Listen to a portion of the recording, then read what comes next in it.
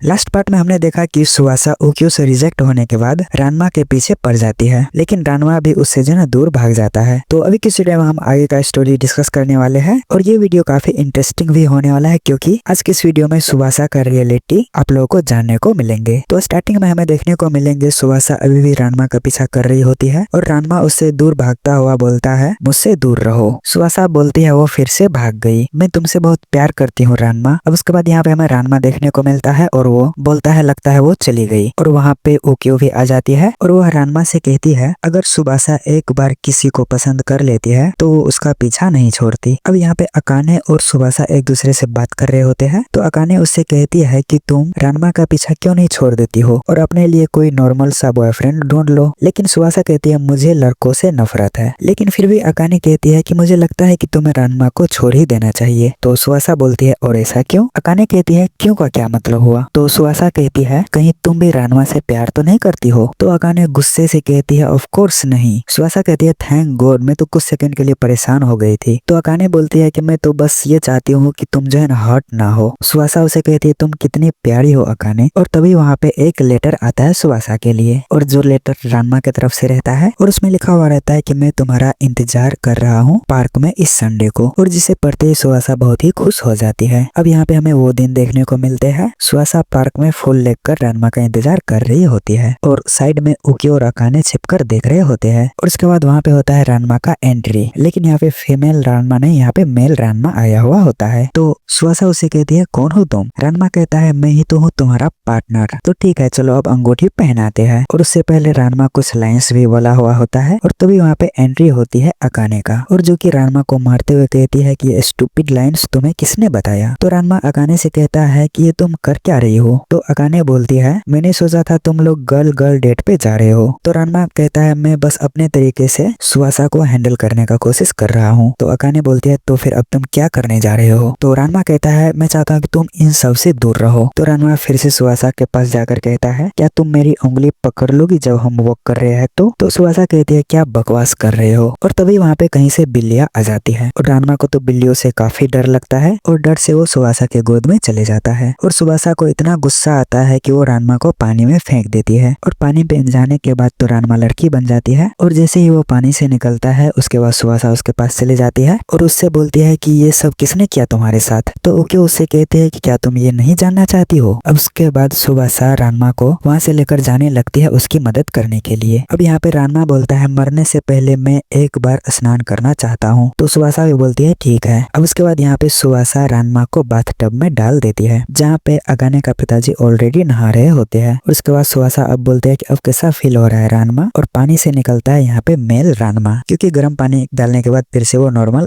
लड़का बन जाता है। तो यहाँ पे सुवासा बोलते हैं कि ये तो वही लड़का है जो पार्क में था। तो अब रानमा बोलता है क्या तुम्हें अब कोई आइडिया आ रहा है? तो उसके बाद सुवासा बोलती है अब तो सिर्फ अकाने ही बची है जिसे मैं पसंद कर सकती हूँ। तो यहाँ पे सुवासा जैसे ही जाने लगती है तो रानमा उसका जो है जैकेट पकड़ लेता है और जैकेट उतरने के बाद पता चलता है कि वो भी एक लड़का ही है। असल में सुवासा भी एक लड़का ही था, लेकिन लड़की की तरह ड्रेस पहना करता था। रानमा उससे कहता है कि तुम लड़कियों का पीछा करना छोड़ क्यों नहीं देते? तो अब यहाँ पे सुवासा बोलता है कि क्या लगता है तुम्हें कि मैं कौन हूँ? और ये जानने के बाद थोड़ा सा शौक तो जरूर लगता है रानमा को कि सुवासा भी एक लड़का ही है। अब उसके बाद रानमा सोचने लगता है कि मैं इतना कुछ कर रहा था, इतना क्यूट बनने का कोशिश कर रहा था बस तुम्हें डिफीट करने के लिए। अब उसके बाद यहाँ पे ओक्यो और अकाने बात कर रहे होते हैं, जिसमें ओक्यो बोलते हैं कि क्या मैंने तुम्हें नहीं बताया था कि लास्ट टाइम जब हम स्कूल गए थे तो वो सिर्फ बॉयज स्कूल था? तो अकाने कहती है नहीं ये बात तो तुमने नहीं बताया था। तो अकाने बोलती है तो उसे लड़कियों के जैसा ड्रेस पहनना पसंद है। अब उसके बाद यहाँ पे सुवासा अकाने से कहती है मैं तो एक ऑर्डिनरी लड़का हूँ जिसे लड़कियों के जैसा ड्रेस पहनना पसंद है। ओके, तो यहीं पे ये चैप्टर भी एंड हो जाता है।